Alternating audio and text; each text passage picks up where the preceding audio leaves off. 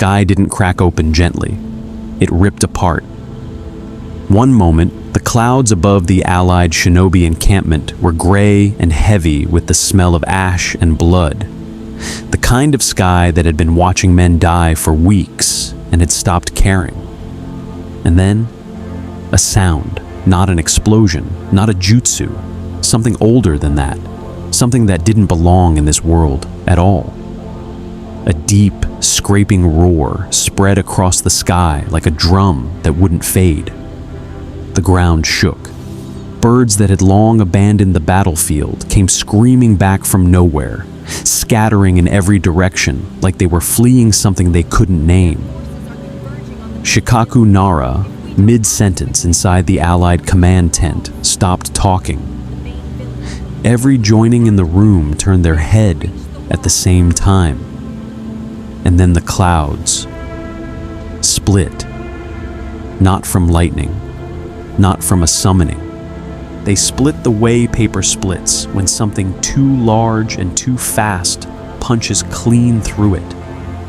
Edges burning white, the sky peeling back like a wound being forced open from the other side of reality. A blinding horizontal streak of blue-white light carved across the upper atmosphere, trailing a shock wave that flattened tents, knocked shinobi off their feet, and sent a wall of pressurized air rolling across the battlefield like a second war had just declared itself from above.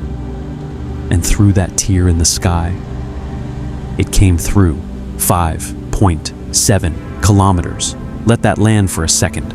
Not a summoned beast, not a jutsu construct, a ship, a gray, angular, impossibly massive vessel that slid through the dimensional rift like a knife being drawn from a sheath.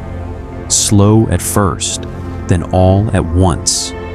Its entire frame emerging from the collapsing slipspace rupture with a sound like the world grinding its teeth. Its hull was scarred from battles fought in a universe this world had never heard of.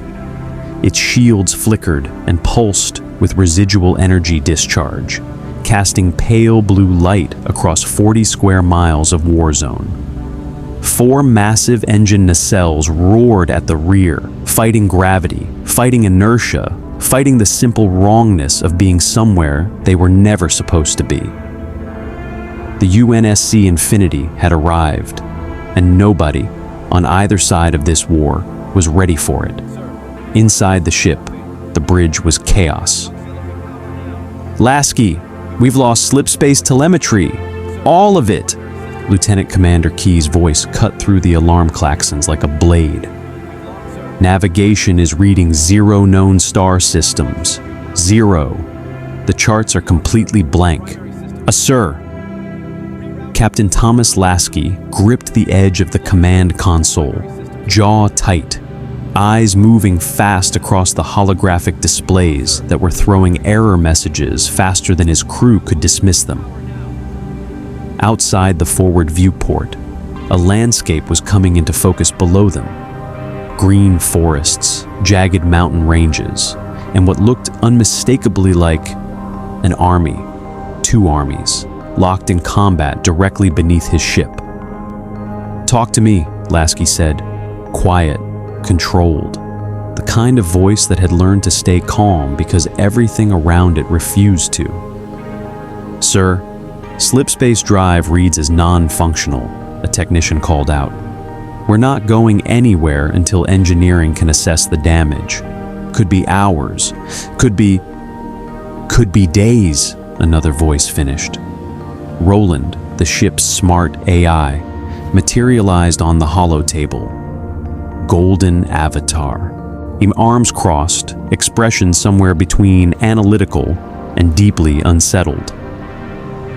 "Captain, I've run 3 atmospheric scans in the last 40 seconds. The air is breathable, gravity is nominal, but I'm picking up energy signatures down there that don't correspond to any known human technology, Covenant weaponry, or Forerunner construct. Whatever those people are doing to each other, it's not mechanical, it's biological, and some of it is off the charts. Lasky stared at him. Define off the charts. Roland flickered. I mean, I don't have a chart for it, sir. That's the problem. Lasky pushed off the console and walked to the viewport. Below him, through the thinning cloud cover, he could see flashes of light. Blue, orange, red, erupting across what looked like a medieval ground war being fought by people moving faster than any unaugmented human had a right to move. Figures blurring across the battlefield, explosions of fire, and water conjured from nothing. A man in an orange jumpsuit, trailing what looked like golden chakra cloak, moving through the front lines like a force of nature wearing a human face. Lasky watched for 5 full seconds, then he turned around. Battle stations, non-hostile posture. Nobody fires unless I say so. He pointed at Spartan Commander Sarah Palmer without hesitation. Palmer, I need a fire team geared and in a Pelican in 10 minutes. We're going down there. Palmer's expression said, Of course we are without moving a single muscle. Understood, Captain. On the ground, the reaction was exactly what you'd expect when a 5-kilometer warship materializes above your battlefield. Complete, absolute panic. What is that? It's a summoning. Has to be a summoning. No summoning looks like that. Are you blind? Shinobi from the Allied forces were scrambling, hands flying through seals, eyes locked upward. Kitsuchi was already barking orders to his Earth division. Darui had his hand on his blade. Even the usually unflappable Gaara had risen slightly from his sand. His eyes narrowed at the sky with an expression that sat somewhere between tactical assessment and genuine, unfiltered awe. And then a voice crackled from the sky. Not a jutsu, not a telepathy technique. A speaker system. Massive external broadcast arrays mounted along the Infinity's hull, projecting a voice across the battlefield in a language nobody understood, followed 3 seconds later by what Roland had hastily assembled as a translation approximation, the words coming out rough and accented, but clear. This is Captain Thomas Lasky of the UNSC Infinity. We have no hostile intent. I repeat, we are not your enemy. We are requesting permission to land a diplomatic team. Please hold your fire. Silence. The kind of silence that only happens when 10,000 soldiers all hold their breath at exactly the same time. And then, from somewhere in the Allied command, a single voice cut through it. Shikamaru Nara, 17 years old, tired eyes, slouched posture, and a mind that had just processed every possible angle of this situation in the last 4 seconds. He looked up at the ship, then at the commanders around him, then back at the ship. Troublesome, he muttered, but he didn't reach for a weapon. 40 miles away, on a ridge overlooking the entire battlefield. Madara Uchiha saw it too. He stood perfectly still, because Madara Uchiha was always perfectly still when something surprised him.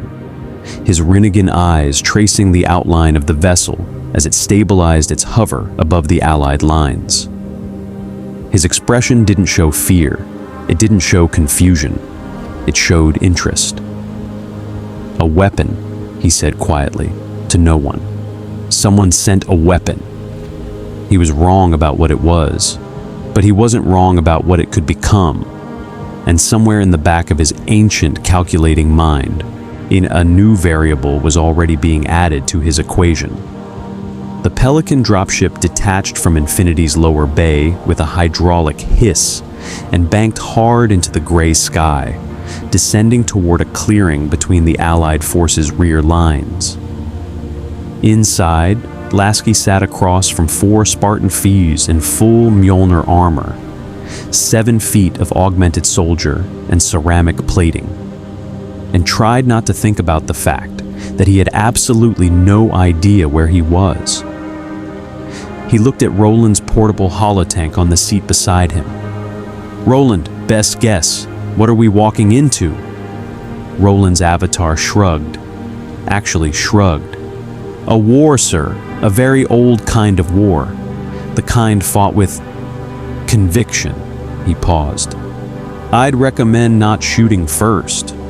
Lasky almost smiled. "Yeah, I figured that one out myself." The Pelican broke through the cloud line, and the full scale of the battlefield opened up beneath them.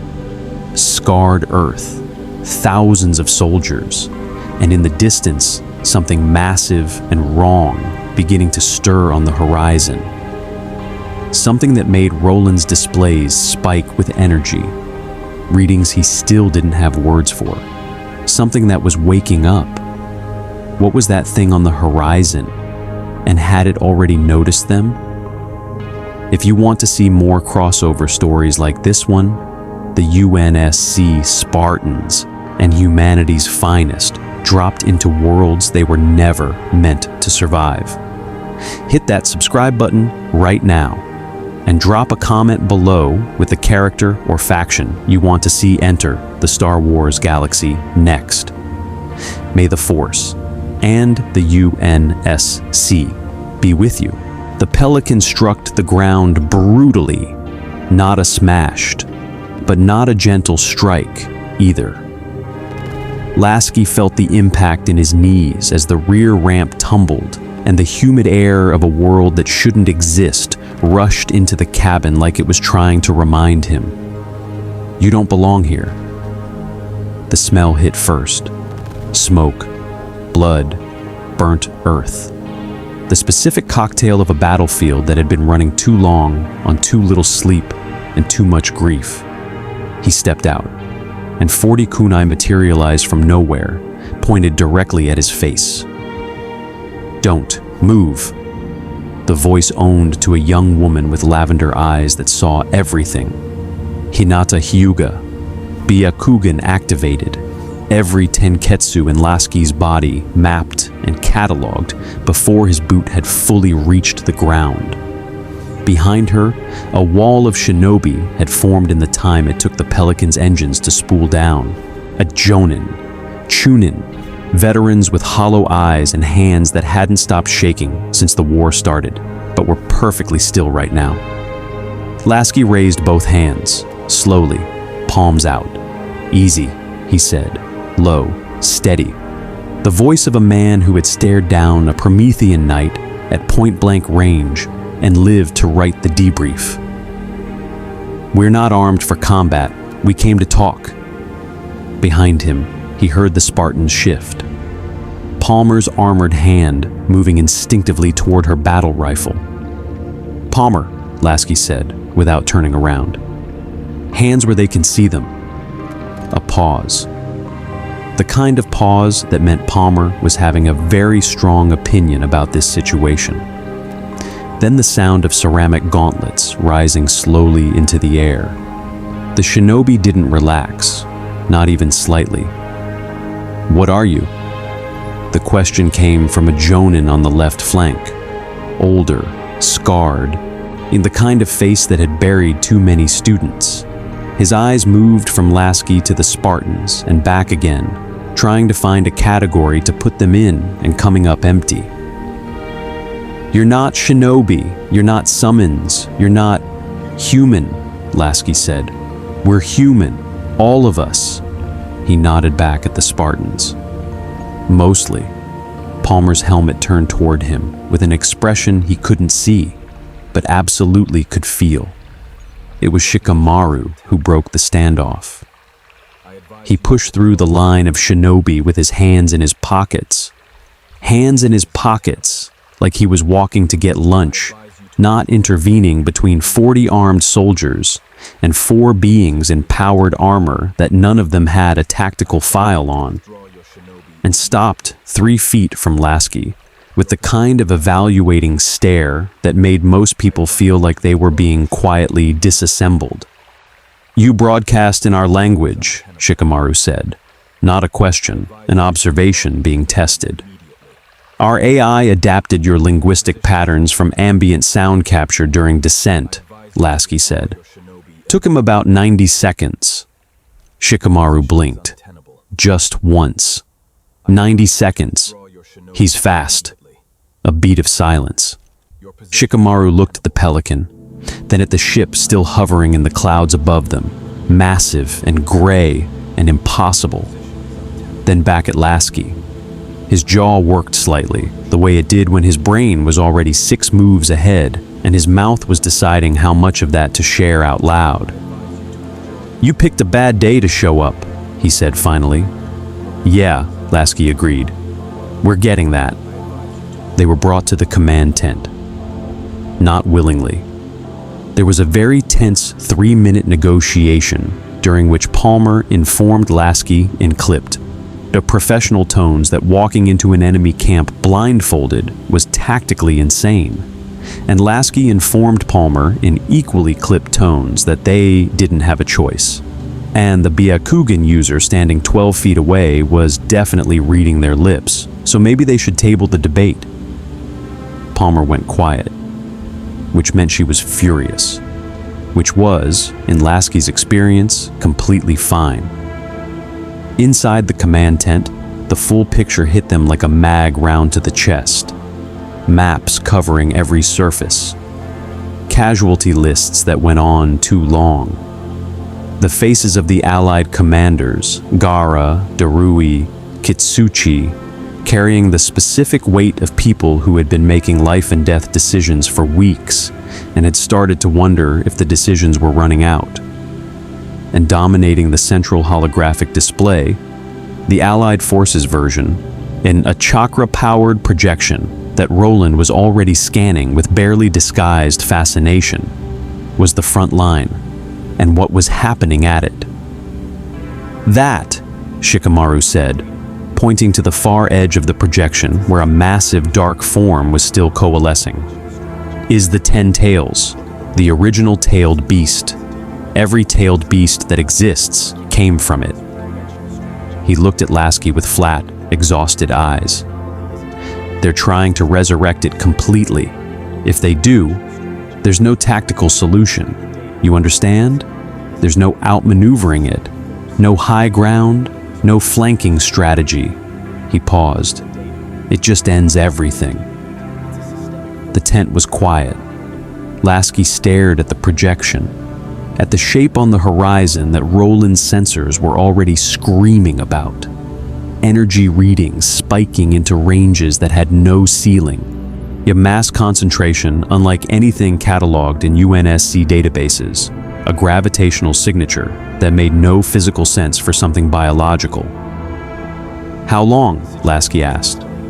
"Hours," Gaara said. His voice was sand and stone and absolute calm. "Maybe less." Lasky turned to Roland's portable holotank, which he'd set on the command table. "Roland, assessment."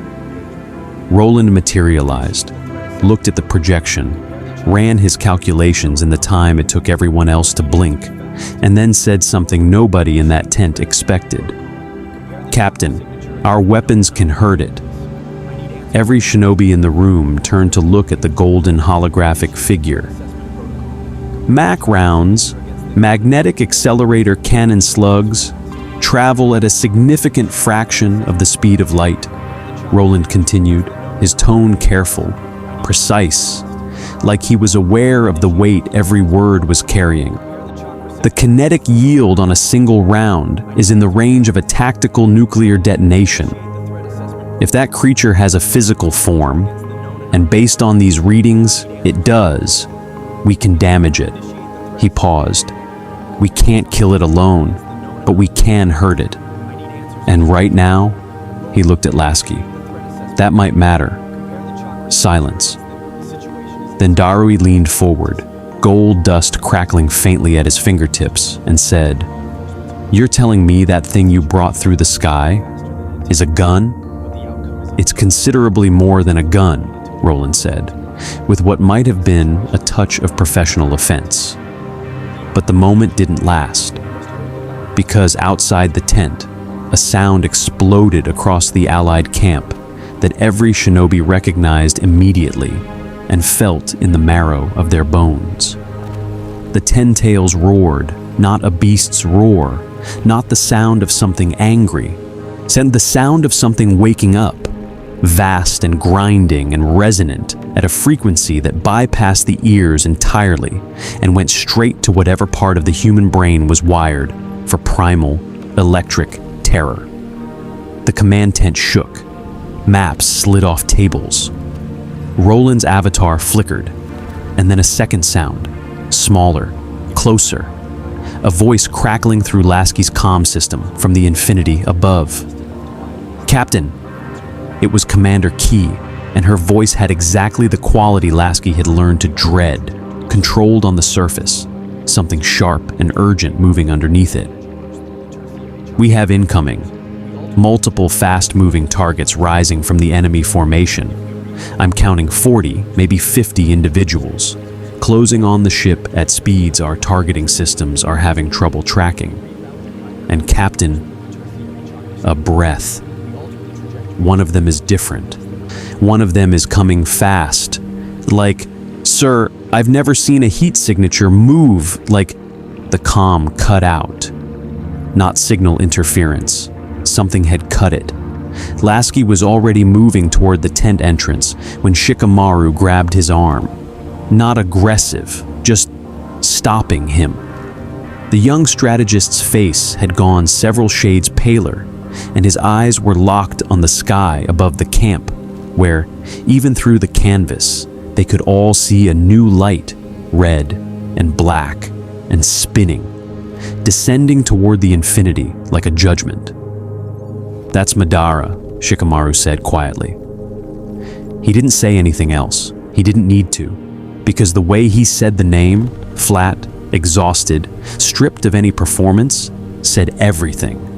It said, "We've been surviving him, not stopping him, surviving him." It said, "I hope your ship is as impressive as it looks." And it said, "I genuinely don't know if this changes anything."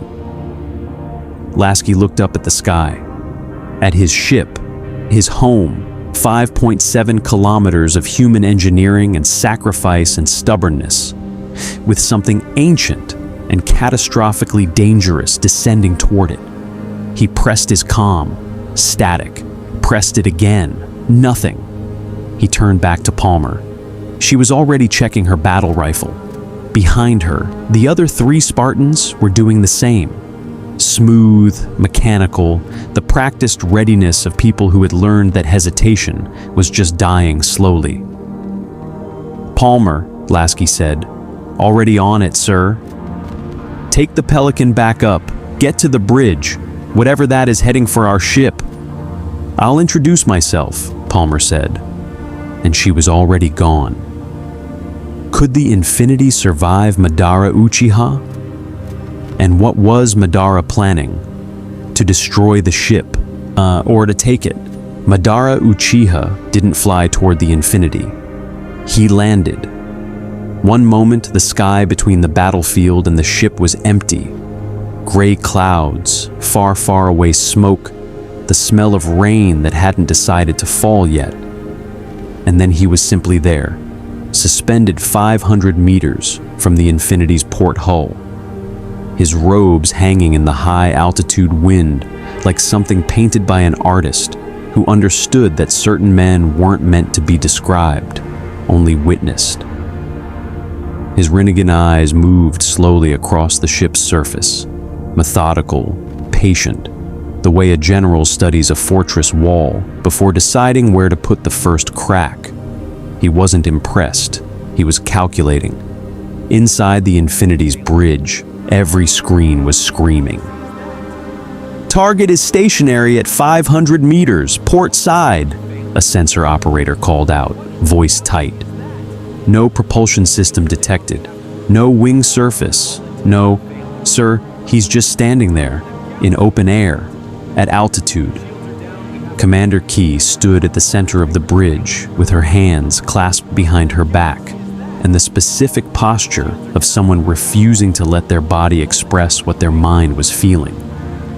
She stared at the figure on the viewport feed, small against the ship's massive hull, impossibly, insultingly small. "Shields?" she asked. "Holding at 92%. He hasn't done anything yet." Yet. That word sat in the bridge like a lit fuse. "Roland?" Key said. The AI materialized beside her, eyes fixed on the sensor feed. "I've been scanning him since he appeared. Energy output is..." Roland paused, which was unusual. Roland didn't pause. Roland processed. "Commander, this individual is generating chakra levels that my instruments weren't built to measure. I had to create a new scale in the last 40 seconds. Another pause. "He's also looking directly at camera 7, which is a very small camera on the outer hull that he should not be able to see." On the viewport feed, the figure's head turned precisely toward camera 7 and smiled. "Battle stations," Key said quietly. "All hands." The first attack didn't come from Madara. It came from below. 50 Zetsu clones, white, featureless, moving with the horrible efficiency of things that had never learned to feel tired, launched themselves from the battlefield toward the Infinity's undercarriage in a coordinated wave, their bodies shifting and morphing mid-flight, like hands forming seals in combinations that Roland was photographing and cataloging, even as his alarms multiplied. They hit the lower hull in clusters, chakra-adhesive palms finding purchase on the ship's surface, and began pulling, trying to breach, trying to find a seam, trying to understand what this thing was made of and how to break it. In the hangar bay, Spartan Palmer was still pulling on her helmet when the hull shuddered. "Contact on the lower hull," the hangar intercom announced. "Multiple contacts. Breach attempt in progress." Palmer snapped her helmet into place and turned to the 3 Spartans behind her. Fire Team Switchblade, fresh off a training rotation, young by Spartan standards, which meant they were still terrifyingly capable. She looked at each of them for exactly 1 second apiece. "We go out the maintenance airlocks," she said. "Hull walk. We clear them off the ship like barnacles." She grabbed her magnum and checked the chamber. "Questions?" Spartan Yusuf raised one hand. "Are they going to try to absorb our energy signatures?" Palmer looked at him. "Probably." "Cool." He picked up his battle rifle. "Just wanted to know." They moved out. On the ground, Lasky was running, not away from the fight, toward it, which Palmer would have described as consistent with his most infuriating character trait. A UNSC datapad in one hand, and Shikamaru Nara keeping pace beside him with the effortless stride of someone who had long since stopped being surprised by how bad things could get. "Your ship has weapons," Shikamaru said. Not a question. Statement of fact. As delivered while dodging a falling tree that a stray jutsu had just reduced to splinters. "Big ones." "Mac cannons," Lasky confirmed, breathing controlled, eyes scanning. "Kinetic rounds, hypersonic velocity." "Can they target something that moves like Madara?" Lasky pressed his comm, still static. He looked up at the ship and saw the flashes against its hull. Small explosions of light where the Zetsu were hitting shield emitters, where Palmer's team was engaging. Even from the ground, he could see the ship's point defense guns spinning up, automated systems tracking and firing at the faster-moving chakra projectiles being hurled upward from the enemy formation. "If he stays still long enough," Lasky said, "maybe." Shikamaru made a sound that wasn't quite a laugh. Madara doesn't stay still." "Then we give him a reason to." Shikamaru glanced sideways at him, with an expression that said he was revising his assessment of this stranger. upward, slightly, against his better judgment. "You have something in mind." "I have half of something in mind," Lasky said honestly. "I need the other half from you." They found Naruto Uzumaki at the front line. It was impossible to miss him. Golden chakra cloak blazing, shadow clones working the battlefield in every direction simultaneously, moving with the kinetic, joyful aggression of someone who had decided that giving up wasn't a concept he was capable of understanding. He was holding the line almost by himself, and the line was barely holding. And he was doing it with the specific burning intensity of someone who had made every person on that battlefield a personal promise he intended to keep.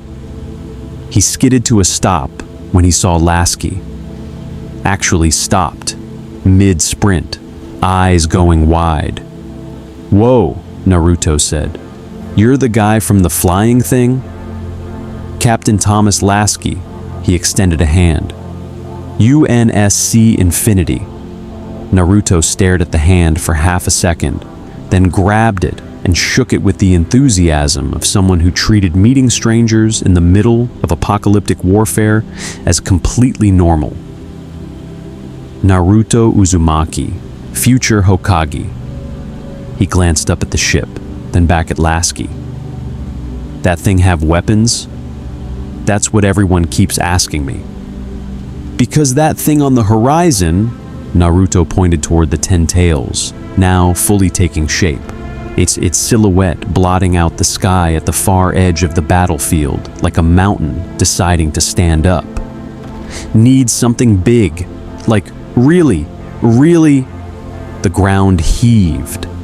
A shockwave rolled through the earth from the direction of the 10 tails, and every shinobi in range stumbled, chakra reserves flickering under the pressure of the creature's passive energy output. Lasky caught himself on Shikamaru's shoulder. Shikamaru caught himself on nothing. He just adjusted, weight shifting, expression unchanging. "It's almost fully manifested," Shikamaru said. He looked at Lasky. "We have maybe 20 minutes before it becomes unstoppable." "Then we don't waste 20 minutes, Lasky said. He finally got his comm to crackle with something close to signal and pressed it hard. "Roland, you there?" Static. Then, "Present, Captain. Interference is significant, but I've been routing through backup arrays. I've also been busy." "Doing what?" "Calculating a firing solution." A pause.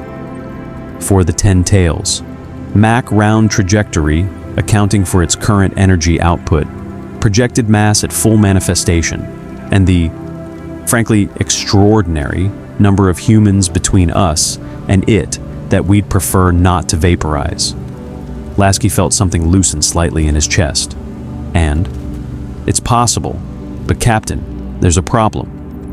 "There's always a problem." "Madara Uchiha is standing directly in the firing solution. If we fire, he'll intercept it. I don't know how I know that, but I know it the way I know things that my models shouldn't be able to predict." Roland's voice dropped slightly. "He's waiting for us to try." Silence on the comm. Then Naruto's voice from beside Lasky, quiet, it for once stripped of the usual fire. "He does that. He lets you think you found the answer. Then he shows you he planned for it." Lasky looked at him, at this kid, because he was a kid, underneath the power and the legacy and the weight of everyone else's hope pressing down on his shoulders, who had been fighting this war longer than the infinity had been in this world, who had buried people, who kept going anyway. "Then we make him plan for something he's never seen," Lasky said. Naruto met his eyes. Something passed between them. Not words, not strategy. Just the specific recognition that happens when two people who carry too much responsibility for their age look at each other and understand without saying it. that they are exactly the same kind of stubborn. "I can get close to him," Naruto said. Keep him occupied." "How close?" Naruto grinned. The battlefield was on fire around them. The 10 Tails was rising. The infinity was under assault 5 kilometers above their heads. He grinned. "Close enough," he said. But Madara had been watching them this entire time. Every word, every plan. And he had already moved his pieces 3 steps ahead. The question wasn't whether they had a strategy. The question was whether Madara had already decided how it ended. The plan had 4 moving parts, which meant 4 ways it could fail rupturously, as Shikamaru pointed out, in the flat tone of someone who had learned that optimism was just disappointment with better marketing. But he laid it out anyway, crouched in the dirt behind a shattered stone wall, drawing lines in the dust with one finger, while artillery-level jutsu detonated 30 meters away, and nobody flinched anymore because flinching had stopped being an option about 2 weeks ago. "Naruto engages Madara directly," Shikamaru said. "Not to win, to wait. Keep him in one place, keep his attention fractured, make him work for every second." He drew a circle. Lasky's ship fires on the 10 Tails the moment Madara is pulled out of the firing solution. Another line. Meanwhile, in the Spartan units on the hull, finish clearing the Zetsu so the ship's targeting systems have full operational capacity. A third line. And I coordinate the ground forces to push the Allied line forward, close enough that if the Mac round damages the 10 Tails, we're in position to press the advantage before it recovers. He looked up. Everyone stared at the diagram in the dirt. Darui spoke first. "The part where Naruto holds Madara." "Yeah," Shikamaru said. "That part. Yeah. You understand that Madara is currently—" "I know what Madara is doing, Darui. He's fighting the entire Allied forces for fun, like it's recreational for him, like he finds it relaxing." "I know," Shikamaru said, each word precise and heavy. "But Naruto isn't the entire Allied forces, and Madara—" He paused, in something complicated moving across his face. "Madara wants a real fight. He's been waiting his whole life for one. Naruto is the closest thing to that he's found." He looked at Lasky. "That's not a weakness we exploit lightly. But right now it's the only door we have." Lasky had been listening with his arms crossed, and his eyes moving between the diagram and the horizon, and the comm feed in his earpiece, where Roland was quietly feeding him real-time updates about the Infinity's status. Shields at 78%. Palmer's team had cleared 60% of the Zetsu from the lower hull. The 10 Tails' energy output had increased by a factor of 3 in the last 8 minutes. 8 minutes. He uncrossed his arms. How long can Naruto actually hold him? Everyone looked at Naruto. Naruto was eating a ration bar he'd produced from somewhere, completely calm, watching the horizon with the expression of someone mentally rehearsing a conversation they'd been wanting to have for a long time. "Long enough," Naruto said, without looking away from the horizon. "That's not a number," Lasky said.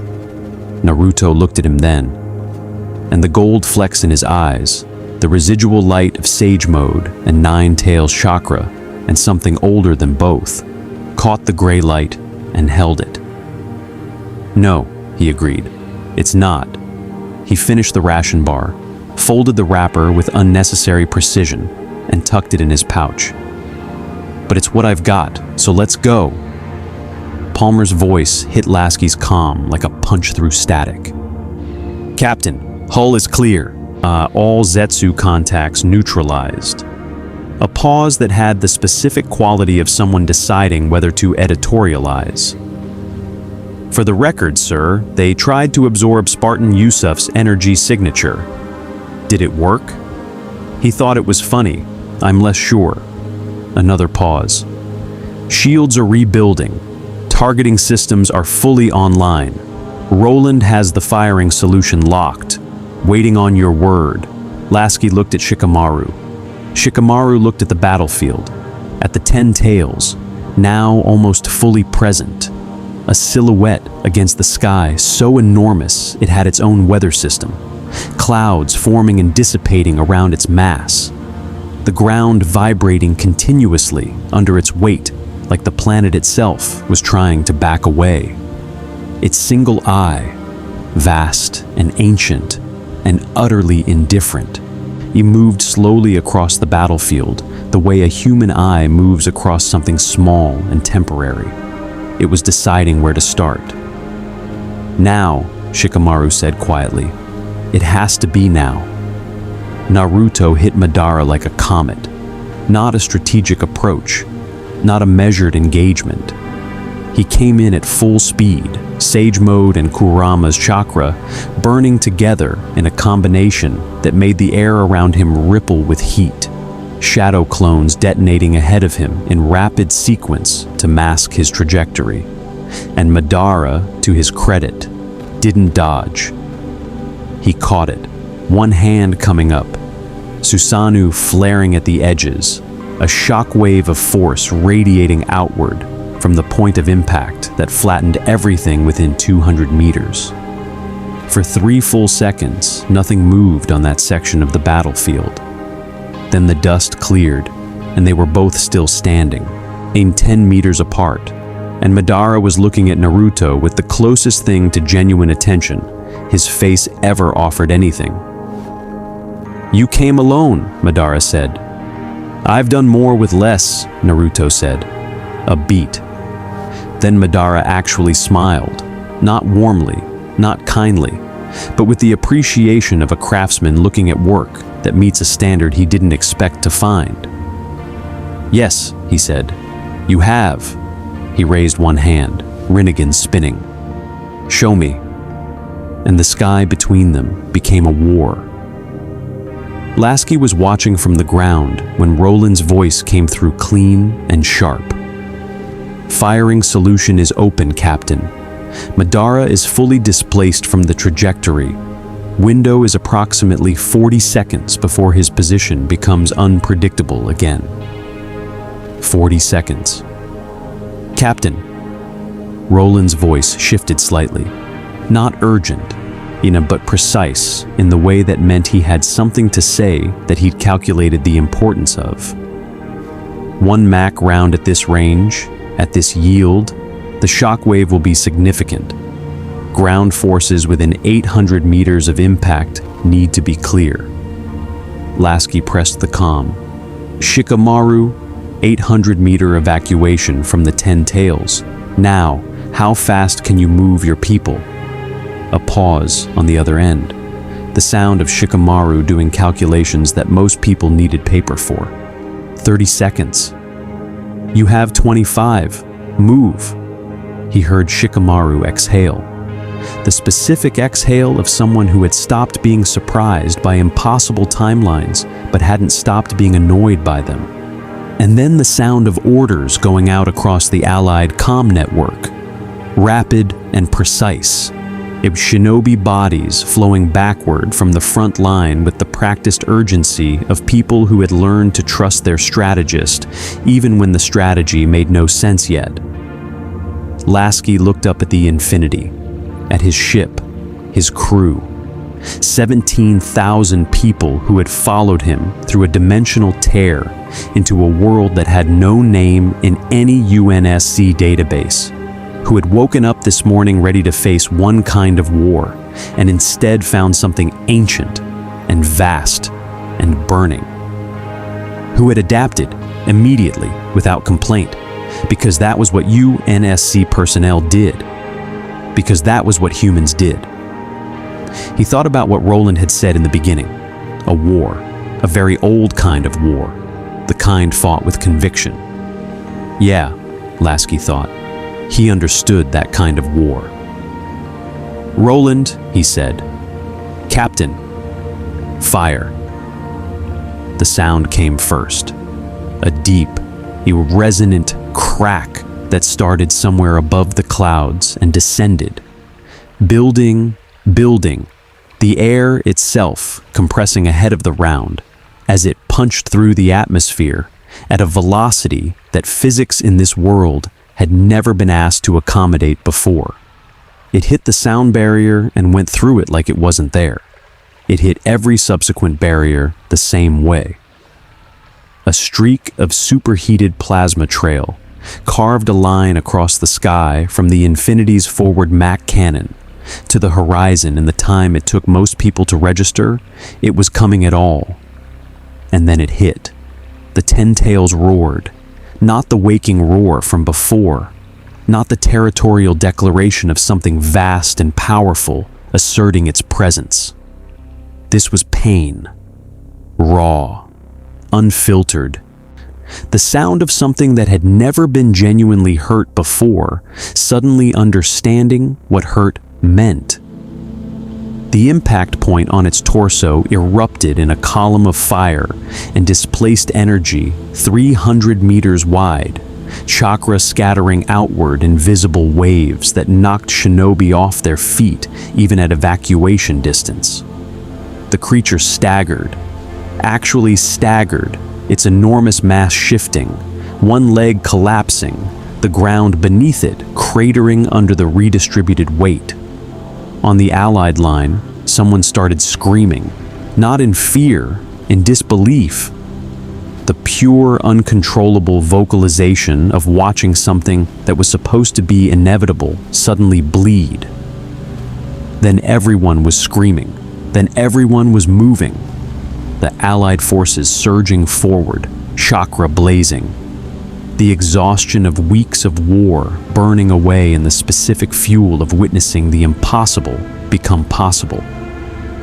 Gaara's sand was already rising. Darui's lightning crackled. The ground divisions moved with a purpose they hadn't had in days. But 40 meters away from where Lasky stood, Naruto and Madara had stopped. Not because the fight was over, because Madara had felt it. The moment the Mach round hit, something had flickered across his expression.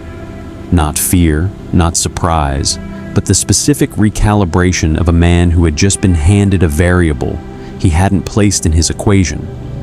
He stood perfectly still, Rinnegan tracking the smoke column on the horizon, processing. Then he turned, slowly, and looked directly at Lasky. Not at the ship, not at the battlefield. At Lasky. And in that look was a message that didn't need words.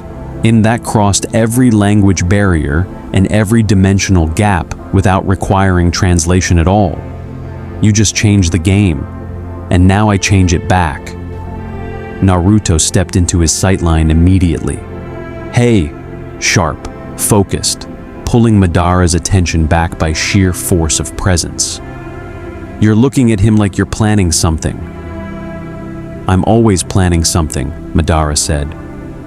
Yeah, well, Naruto shifted his stance, chakra rebuilding, shadow clones forming in his peripheral vision, the machinery of his power spinning back up with the sound of wind through a storm. So am I. Up on the Infinity's bridge, Roland was already running new calculations. The Ten Tails was damaged, significantly.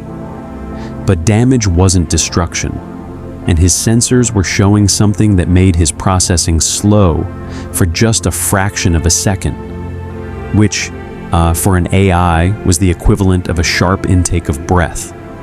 The creature's chakra output was increasing, not decreasing, not stabilizing, increasing like it was healing, like the damage had triggered something biological and ancient and deeply, deeply inconvenient.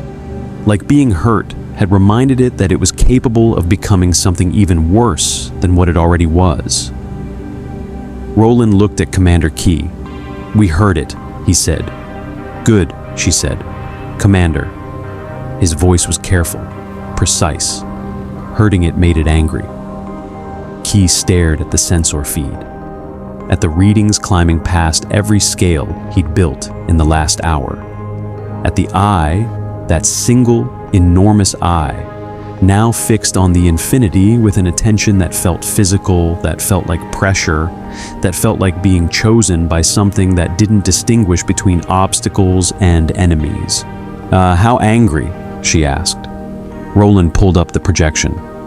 Key looked at it for 3 full seconds. "Get Lasky back on the ship," she said quietly. "Right now." On the ground, Lasky's comm crackled. "Captain," Roland's voice, stripped of everything except the information. "The Ten Tails has locked its attention on the infinity. Full focus. I believe it intends to..." The ground shook so hard, Lasky went to one knee. Then the sky above the infinity changed. The clouds pulling inward toward a single point above the ship, chakra concentrating in a visible spiral that turned the atmosphere itself into a weapon. A tailed beast ball forming at a scale that made every previous one look like a warm-up exercise. A sphere of dark energy the size of a small moon, rotating slowly, pulling light toward it, and the air around it screaming at frequencies that weren't meant for human ears. Aimed directly at the infinity, 17,000 people. Lasky was on his feet before the thought fully formed, comm open, voice cutting through every frequency at once. "Roland," evasive, "already moving, Captain, but sir..." A pause that lasted exactly long enough to be terrifying. "She's 5.7 kilometers long. We can't move fast enough." Silence. The kind of silence that lives in the space between a decision and its consequences. And then, from beside Lasky, Naruto Uzumaki's voice. Quiet, certain, the voice of someone who had already decided and was simply informing the universe of the fact. "I've got it." Lasky turned. Naruto was already moving away from him, chakra rising in waves that bent the air and lit the ground gold beneath his feet. Even Kurama's presence building around him like a second sun finding its brightness, shadow clones spreading across the battlefield in every direction to anchor what was coming. "Naruto," Lasky started. "Get back to your ship," Naruto said, without turning around. "Take care of your people." A pause. "I'll take care of ours." And he ran toward the Ten Tails, alone, into the shadow of something that could end the world, running like he'd done it 1,000 times before and intended to do it 1,000 more. Later, much later, when the smoke had settled and the tallies had been counted and the galaxy had taken its first full breath in what felt like years, Lasky would try to explain to a UNSC debrief board what he had witnessed on that battlefield.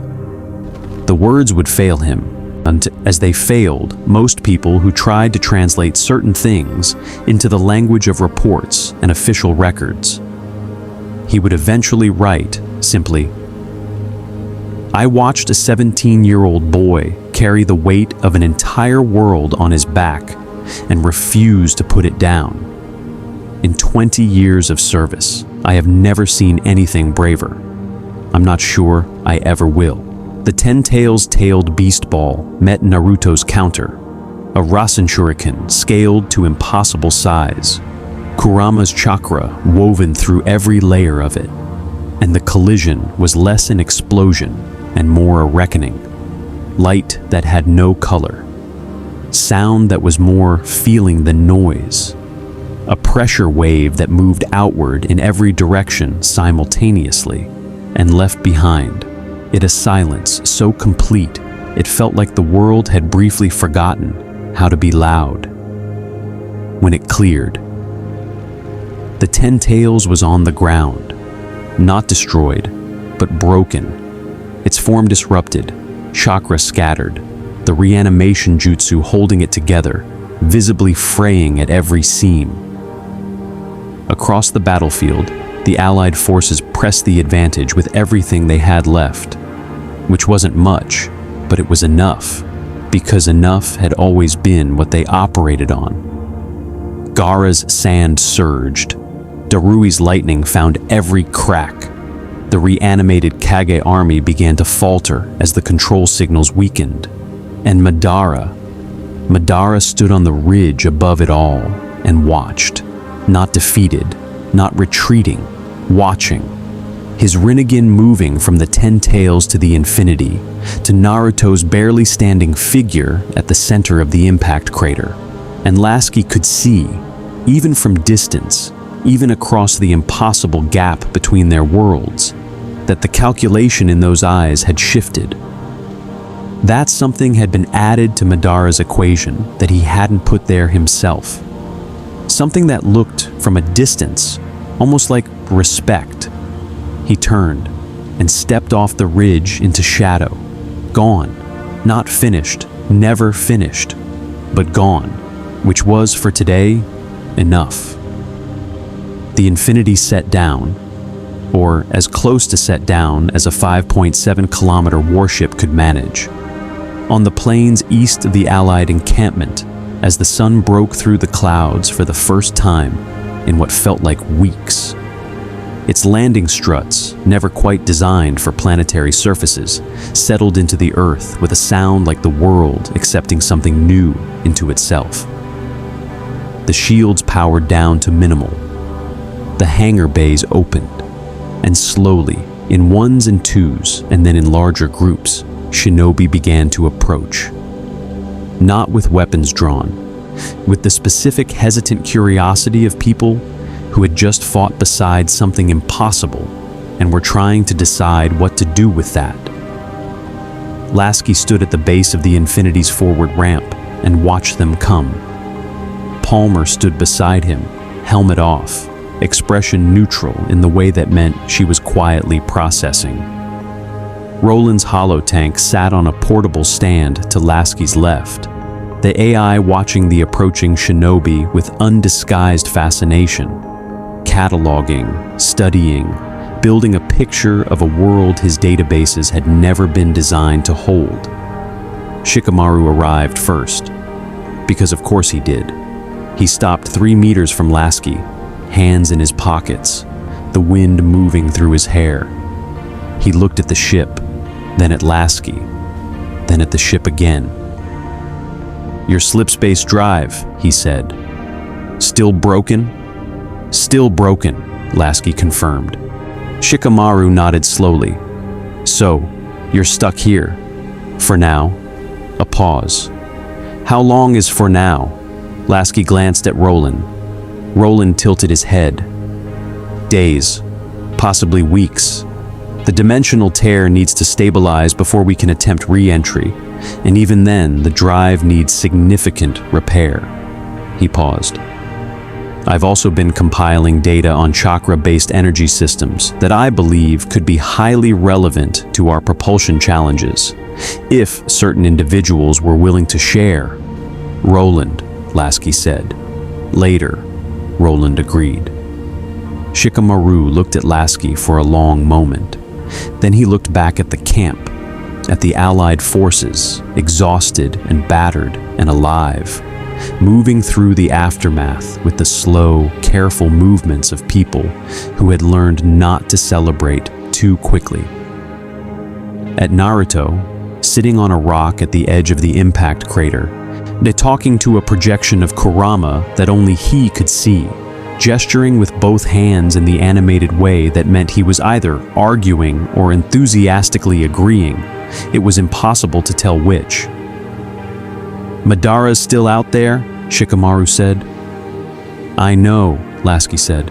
"He's not done." "Neither are we." Shikamaru was quiet for a moment.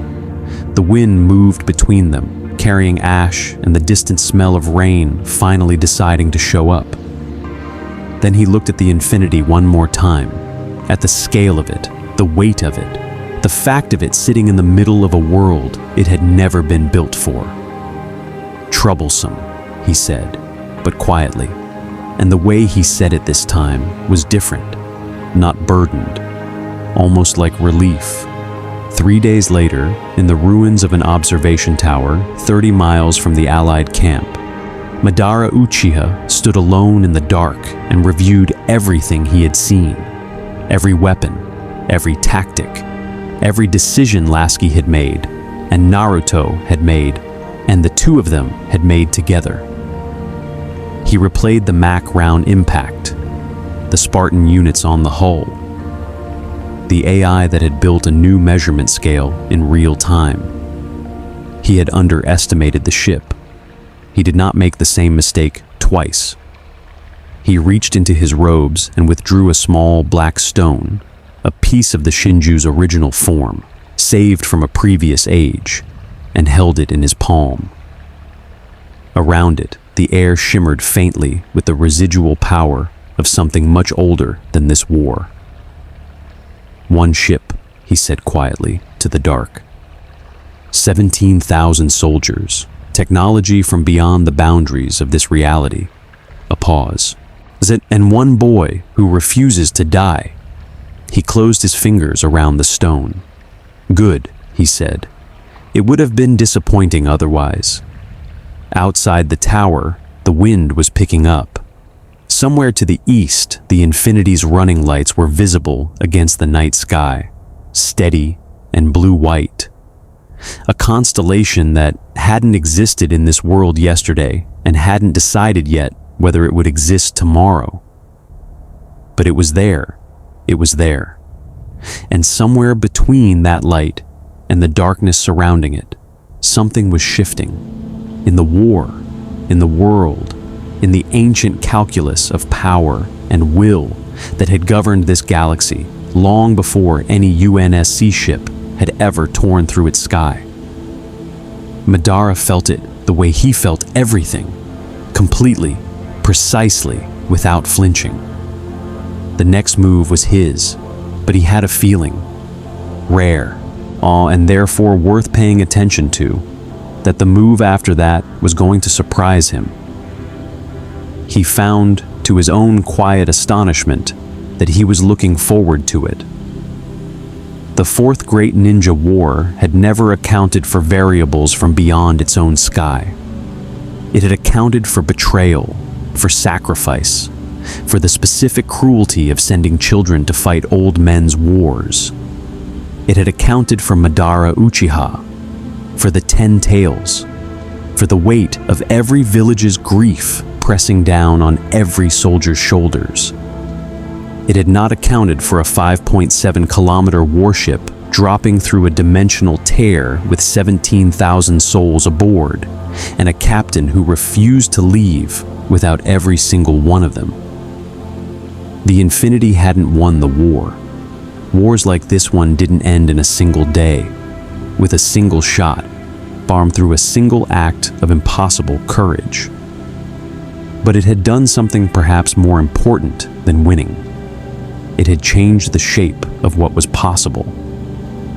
It had shown both sides of a conflict that had calcified into inevitability, that the equation still had unknowns in it. Madara was still out there. The damage to the 10 tails was significant, but not permanent. The slipspace drive was still broken, and the dimensional tear was still unstable.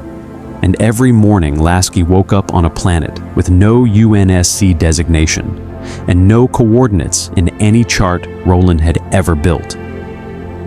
But Naruto was still standing, and the Infinity's lights still burned against the night sky. And somewhere in the gap between those two facts, something that felt remarkably like hope had decided to take up residence. The real war, the one underneath the war, was only beginning. May the Force be with you. More stories await.